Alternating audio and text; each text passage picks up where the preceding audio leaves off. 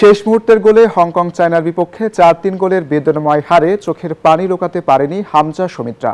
এই হার কাঁদিয়েছে পুরো দেশকে, আর সেই বেদনার পাশে দাঁড়িয়েছেন জাতীয় দলের ক্রিকেটাররা। নাটকীয়তায় ভরা ম্যাচের শেষ মুহূর্তে জয় হাতছাড়া, এ যেন বাংলাদেশের খেলাধুলার চেনা গল্প।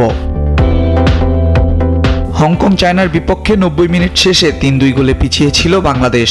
ইনজুরি টাইমের নবম মিনিটে সুমিত সোমের গোলে ৩-৩ সমতা ফেরায় লাল সবুজের দল। ম্যাচ তখন ড্রয়ের পথে, কিন্তু একেবারে শেষ মুহূর্তে আরেকটি গোল হজম করে ৪-৩ ব্যবধানে হারের বেদনায় পড়তে হয় হামজা সমিতদের। যুক্তরাষ্ট্রের ১ নম্বর জিম চেইন গোল্ড জিম এখন আবারও বাংলাদেশে। বসুন্ধরা আবাসিক এলাকা ও বসুন্ধরা সিটি শপিং মলে।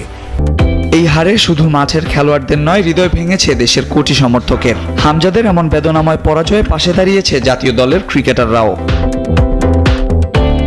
নিজের ফেসবুক পেজে হামজাদের মাথা উঁচু রাখার আহ্বান জানান লিটন দাস।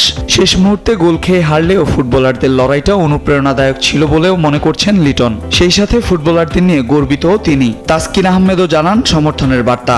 সামনে ভালো দিন আসবে বলে আশা ব্যক্ত করেছেন তিনি।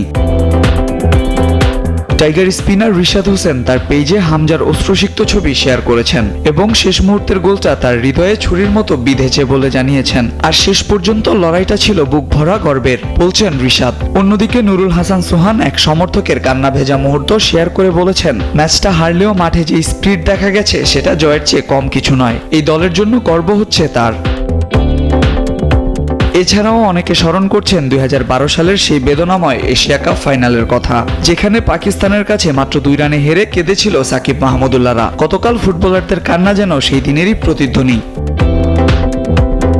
আল মাহমুদ ফাহিম, নিউজ 24।